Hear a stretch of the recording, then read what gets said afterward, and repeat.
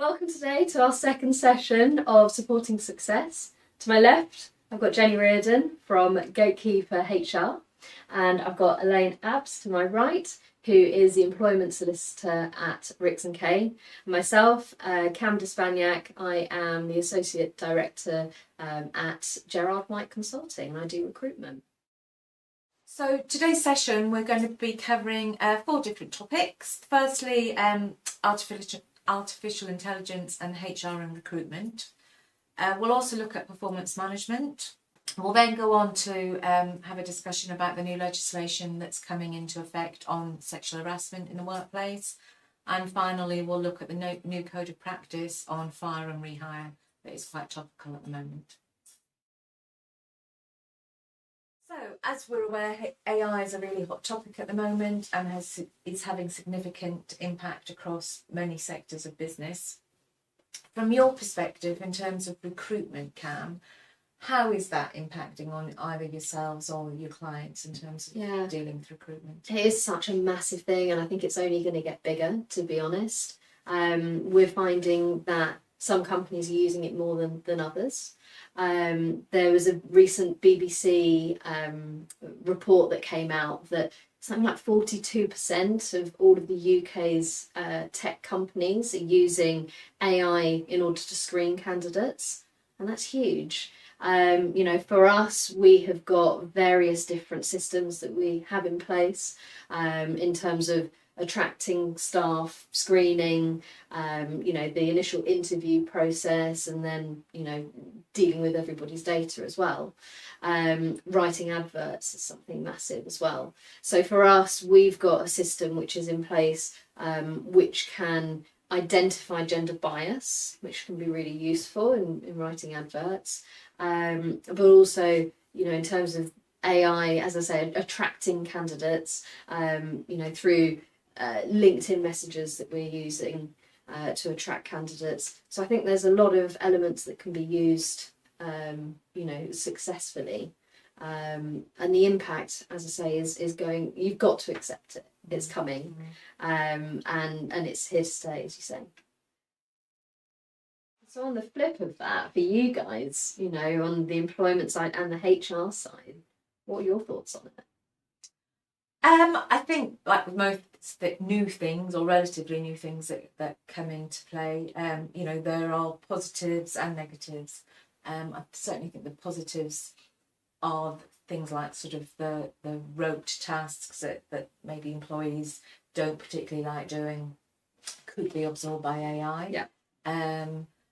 Things like performance management data that can easily be extracted by AI. So, but I think the key is to ensure that employees are aware as to how your business are going to use AI and what impact that will have on them, and ensure that they are consulted with, because there's lots of information out there that would suggest that there could potentially be a considerable shrinkage of the workforce. A Goldman Sachs report only last year said that 300 million jobs could potentially be lost, and GDP would still increase by over 7%. So, it's those sorts of stats that employees are likely to hear and be concerned about, understandably. So it's very much about consulting employees about AI, how your individual business is planning on using it, whether you are going to use it at all, because there will be some businesses where it's not appropriate to do so.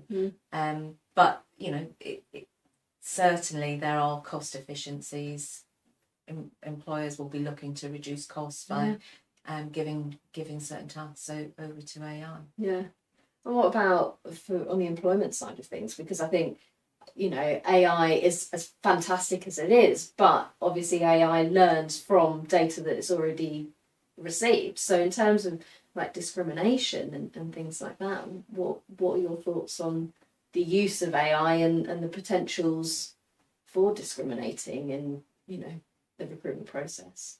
So the current discrimination protection in the UK is within the Equality Act 2010, and that act hasn't got anything in it about artificial intelligence and the use of artificial intelligence.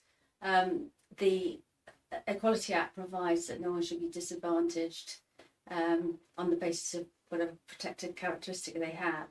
And there's a new bill that was introduced in March this year, which is a private members bill, to bring the first legislation in to regulate the use of AI in employment. The government itself is planning to bring in legislation on the use of AI, and any new legislation that comes in would have to include an amendment to the Equality Act, so that discrimination legislation can take into account how AI might potentially have an impact. Because as we all know, any sort of automated systems that are designed and the algorithms that are designed, there's been some really interesting and sort of worrying cases about the use of AI in decision making from employers, which can have discriminatory outcomes.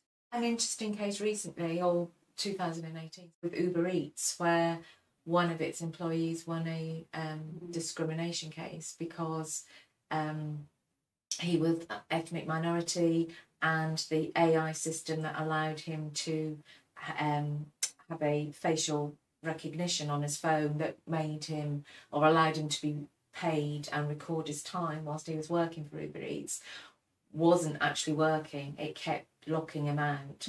So they dismissed him on the basis that he was being constantly locked out, and he took them to court and won a case for discrimination because actually it was as a result of the AI process that he was having difficulty. So it's certainly something that, again, as we sort of amalgamate AI into our businesses, we need to be very aware of and careful about.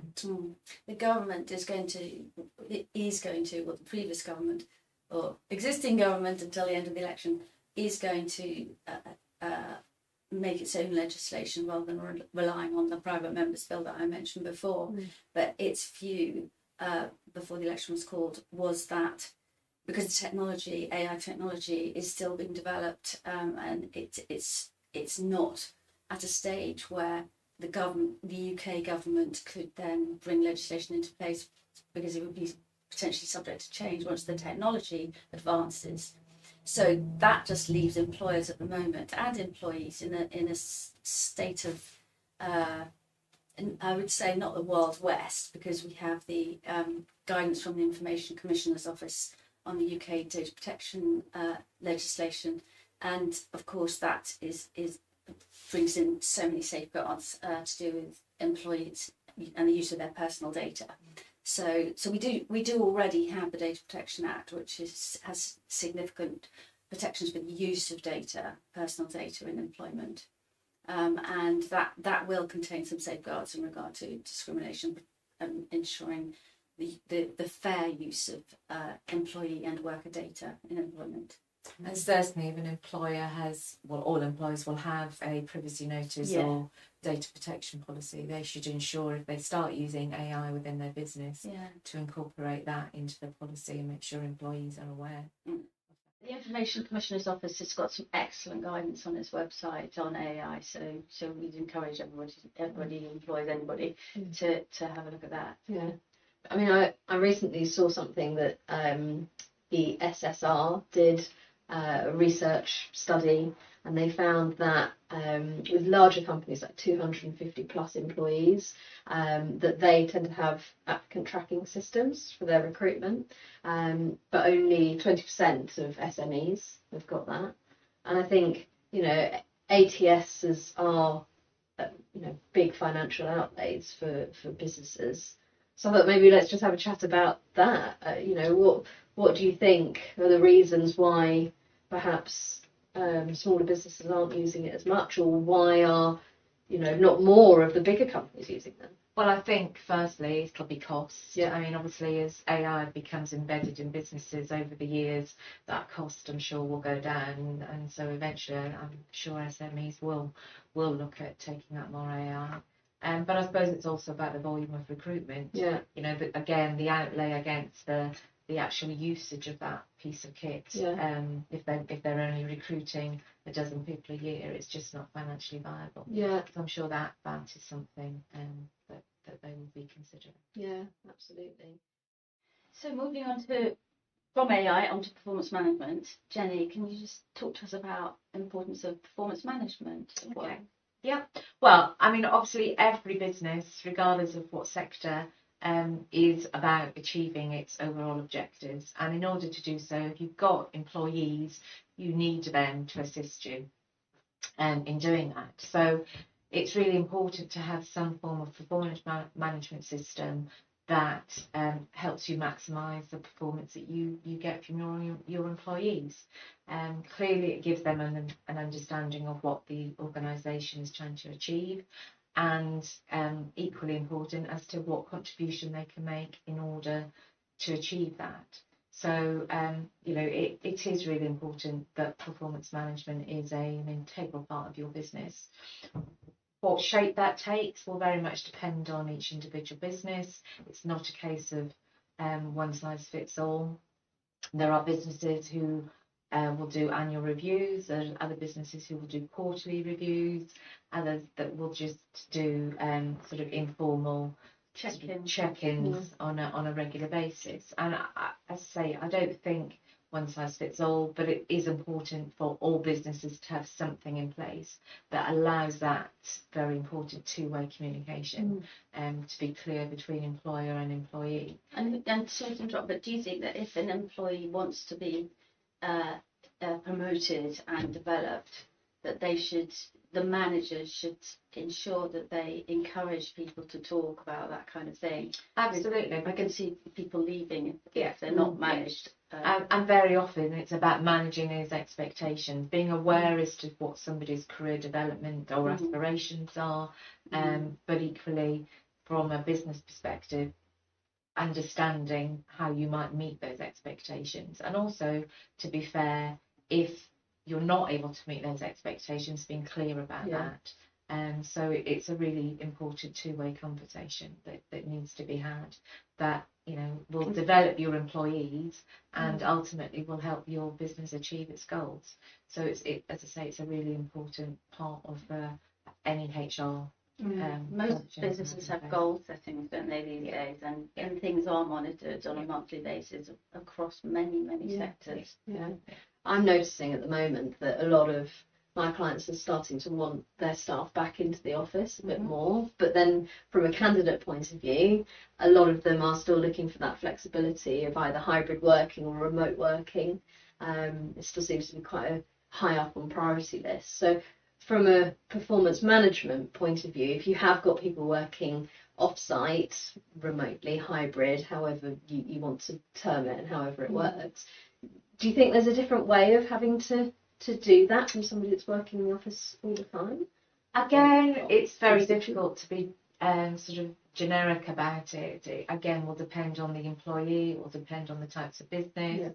I think one thing that employers who have employees working remotely need to just think about is that very often you will have fewer touch points. So the very fact that they are working remotely means that you're not maybe seeing them on such a regular basis.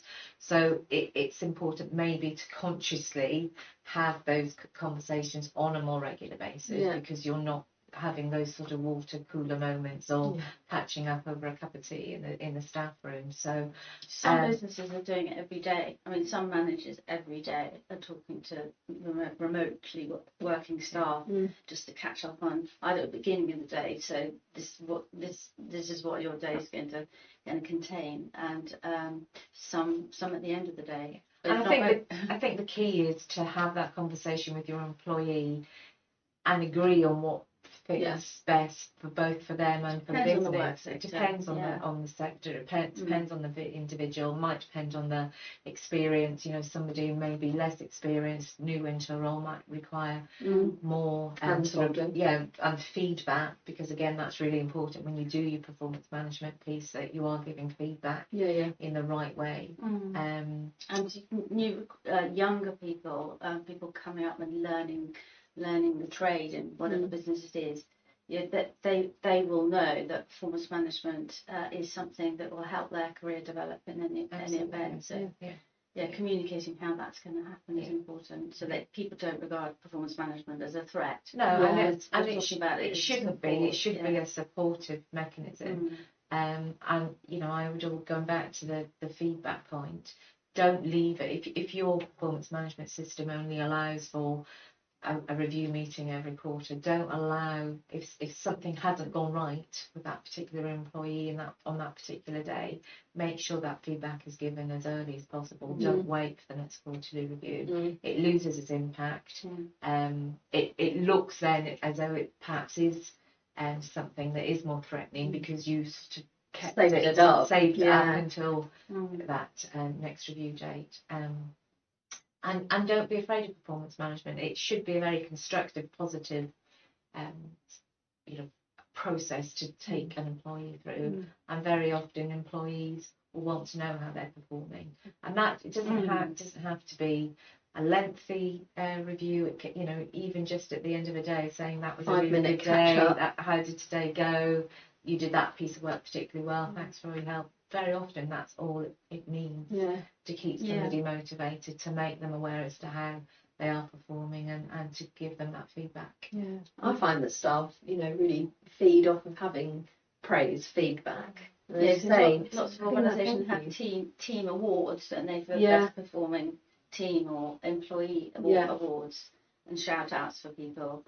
That kind of thing is really motivating. Yeah, and I think if you have got people that are either, you say, junior, or that they need some help with their performance, to be able to see how your peers are doing as well, and having that feedback across the team can sometimes be really helpful as well. Yeah, and it does mean that if you do need to address maybe a more serious problem, or one that's been going on for a long period of time, that actually you have been addressing it, you have been discussing it, so that if you are going down a formal route of, say, for instance, capability, that the employee isn't going to be taken aback because they have been made aware for a period of time that these issues are around.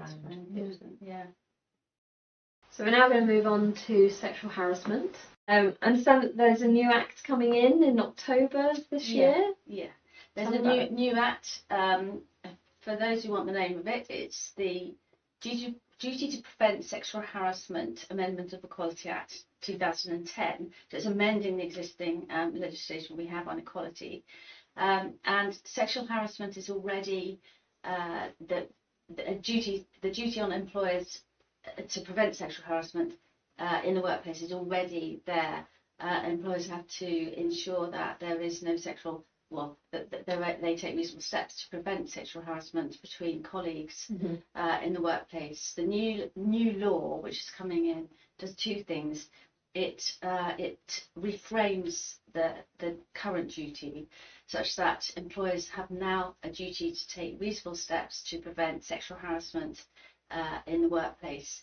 So that is going to encompass a duty that employers have to ensure not just preventing sexual harassment between colleagues. It just means anyone working for an employer has got the comfort of knowing that their employer is going to take reasonable steps to protect them against sexual harassment. So even from customers then? Potentially, yes. Okay. During the time that the law was developed, there were plans to put in a duty to prevent sexual harassment by third parties. Okay. That was dropped during the period that the bill went through the House of Commons, and so employers perceive that as a burden on them. So that's been removed. The other point about the new law is that if anyone brings a claim in a tribunal against their employer and that they suffered sexual harassment at work, then if they win compensation, because they win their claim, there can be a 25% uplift in the compensation that's awarded if it's found that the employer didn't take reasonable steps to prevent sexual harassment. That's huge. Yeah, it is. That's a new thing. So from an HR point of view, obviously HR at work are going to have a huge role in ensuring that businesses are doing all that they can reasonably do. So Jenny, what do you think about what HR will again be looking at? I think the advice I would be giving my clients is to make sure that it at board level is discussed, that it just doesn't sit in a policy in an employee handbook somewhere, that it is actually brought to life through board commitment or senior management commitment.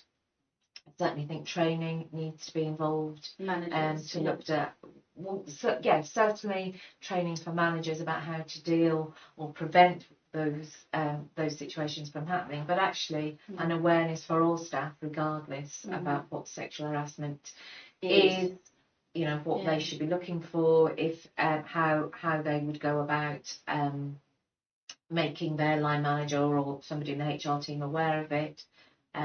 So that's really important. It's not just about training managers, it's about how to deal with it, but actually training all employees. So there is a good awareness in your business as to what it actually means and what. Yeah, having reporting routes. Because sometimes people have a problem with their manager, the managers are harassing them. So it's thinking also about what would happen if that, Escalating it. Who you could escalate to. Yeah, and that's key, and that should be included in your policy. And sort of a developing culture where it's discussed and that it is dealt with seriously, so that an employee feels comfortable raising it if that should ever happen it's hard to them. raise, isn't it? It is from our experience. Absolutely. Yeah, it's a very difficult topic, but difficult does not mean it should be avoided. It needs to be dealt with, because it's the reputation of your business, you know, potential litigation if that employee were to decide to take it further. You know, and that's not the sort of environment you want your employees to be working in. You want them to be in a supportive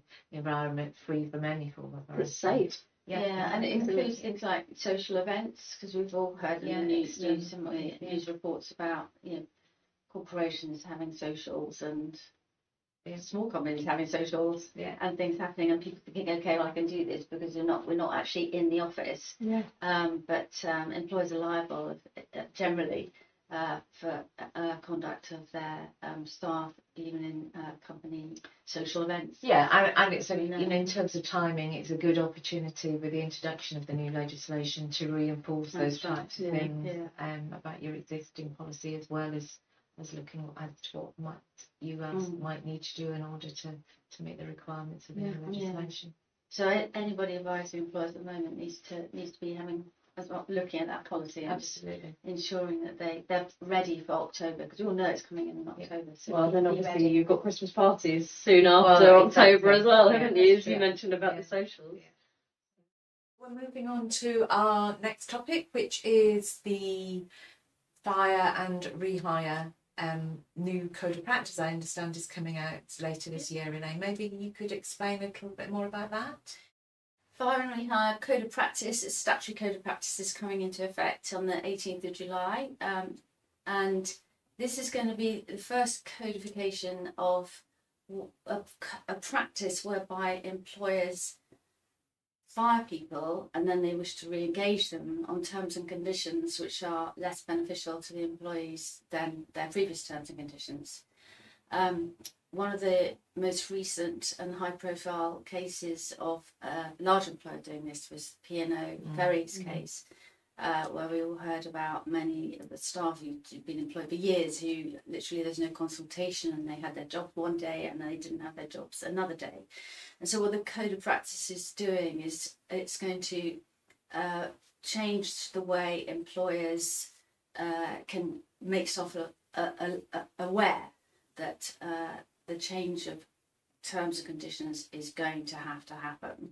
So the code is fairly lengthy, and it provides that employers, when they first know that they're going to be making this change, they're going to have to notify ACAS and take advice from ACAS.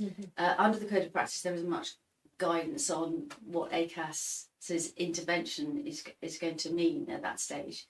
But the employees, if they bring a tribunal case against their employer after this happened to them, they will the employer would have to suffer up to a 25% uplift in compensation if they haven't informed and taken advice from ACAS. So that's a really new thing. So employers are encouraged under the code to, where they're going to be making the change to the terms and conditions and ceasing to employ people on their previous terms and conditions, they're encouraged to look at things such as notice periods, and to give people longer notice periods than are in their contract of employment, and provide support to people in terms of looking to giving them help post-employment if they are going to have to leave employment because they can't afford to carry on under a new contract with lesser terms and conditions.